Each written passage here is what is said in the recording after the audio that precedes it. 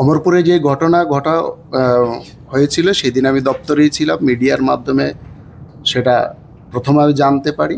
পরবর্তী সময়ে তো অফিসিয়ালি রিপোর্ট আসে, তৎক্ষণাৎ সেখানে ব্যবস্থা গ্রহণ হয়। বর্তমান পরিস্থিতি যারা এই অবাঞ্ছিত ঘটনা করেছেন তাদের বিরুদ্ধে এফআইআর করা হয়েছে এবং ব্যবস্থা গ্রহণ করা হয়েছে।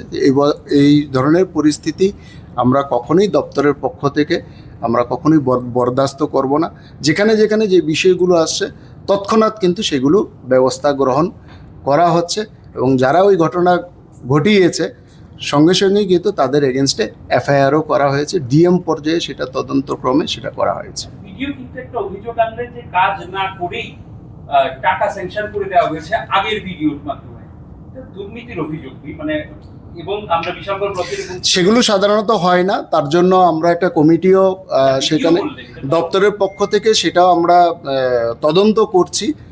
সাধারণত সেটা হয় না, কারণ একটা সারা বছরের একটা ওয়ার্ক প্ল্যান বছরের শুরুতেই তৈরি হয়ে যায় এবং সেটা অনলাইনে আপলোড হয়ে যায়।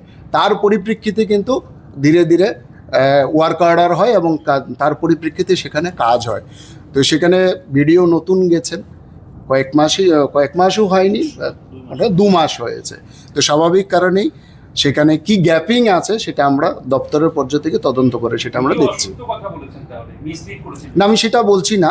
ভিডিও নতুন গেছেন, আমরা সেটা তদন্ত করে দেখছি।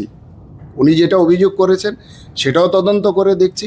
আবার যারা অবাঞ্ছিত আচরণ করেছেন তারা কেন করেছেন, তাদের কি বক্তব্য, সেটাও আমরা দপ্তরের পক্ষ থেকে তার রিপোর্ট আমরা নিয়েছি। মানে ফিনান্সিয়াল করাপশনের ব্যাপারটা তদন্ত করছেন, যে এলিগেশনটা ভিডিও নিজে করেছেন।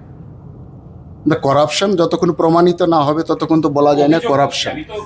বক্তব্য, ভিডিওর বক্তব্য আমরা তদন্ত করে দেখছি।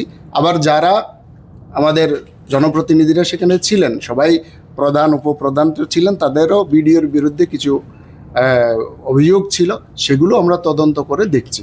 তো দুটো একসাথে আসলে তারপর আমরা বুঝতে পারবো যে আসল সত্যটা কি, এবং সেই অনুসারে নিশ্চিন্ত থাকুন, সেই অনুসারে যে দোষী হবে তার ইয়েতে ব্যবস্থা হবে।